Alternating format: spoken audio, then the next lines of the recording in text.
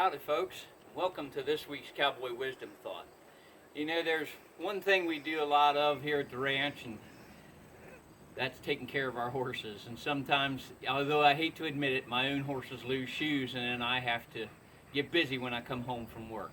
So I just wanted to bring a thought to you this evening, and it's about losing shoes. And does my horse need shoes? That's sort of a big question that everybody asks me.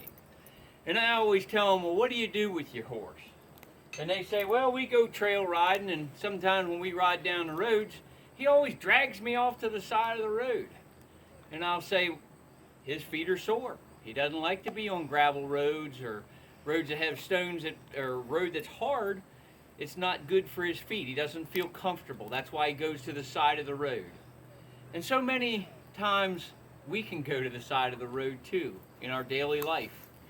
When we go through life and life becomes really hard for us, it's like walking on gravel for horses. It sort of bothers us. And we start getting built up and having rough edges with the idea of, maybe God doesn't care. Where is God in all my troubles and all the things that happen to me? And I just want to assure you that part of the problem, or mostly all the problem, is us. It's not God. The problems that we have in our life may or may not be our own decisions, but it's our own sin. It's things in our life that are sinful. And we start walking away from God as we're going down that stony path.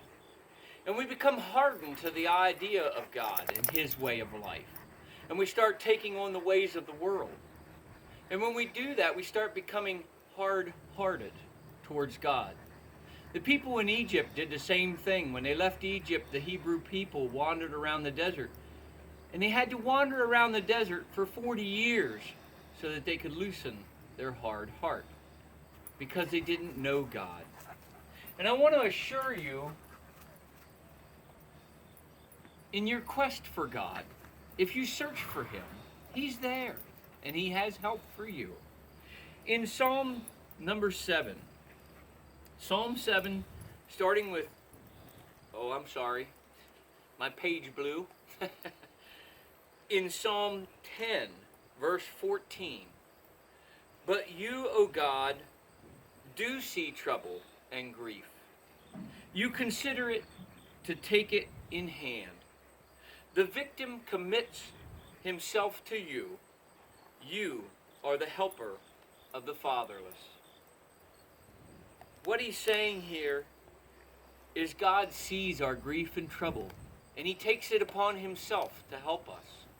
But we have to recognize God for who He is, and we need to recognize that we're on that stony path, and that we ourselves are becoming hard-hearted towards God.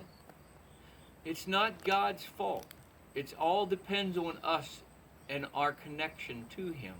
And to stay close to Him every day is a chore, but it's one with joy behind it. And that's reading His holy word every day, to remember that we aren't alone. We don't have to go through this world alone, that God looks after His children. And I will leave you with that thought, my friends, until we meet again. Adios, amigos.